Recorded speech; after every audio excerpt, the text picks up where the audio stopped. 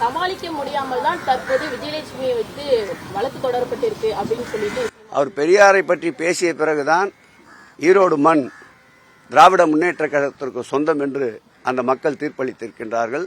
எதிர்த்து நின்ற அனைவரையும் முன்ஜாமீன் வைப்பு தொகையை இழக்க செய்திருக்கின்றார்கள்.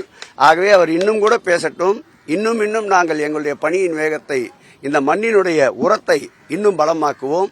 நிச்சயம் மாண்புமிகு தமிழக முதல்வரால் ஏற்றுக்கொள்ளப்பட்டிருக்கின்ற இந்த தமிழக மக்கள், தமிழக முதல்வரோடு கூட்டணி வைத்திருக்கின்ற தமிழக மக்கள் 2026ஆம் ஆண்டு சட்டமன்ற தேர்தலில் அறுதி பெரும்பான்மையோடு முதலமைச்சர் சொல்லிய 200ஐ தாண்டி அவர் ஆட்சிக்கட்டில் அமர்த்தி வைப்பார்கள்.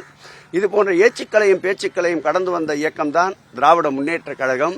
இதுபோன்று பின்னால் பேசுவதை பற்றி நாங்கள் கவலைப்படுவதில்லை. எங்களுடைய லட்சிய பயணம் தொடர்ந்து கொண்டே இருக்கும். சம்மன் கொடுத்தாலுமே நான் ஆஜராக மாட்டேன் அப்படின்ற மாதிரி சீமா சொல்லியிருக்காரு. நீங்க என்ன வேணாலும் பண்ணிக்கோங்க அப்படின்ற மாதிரி. சட்டம் தன் கடமையை செய்யும்.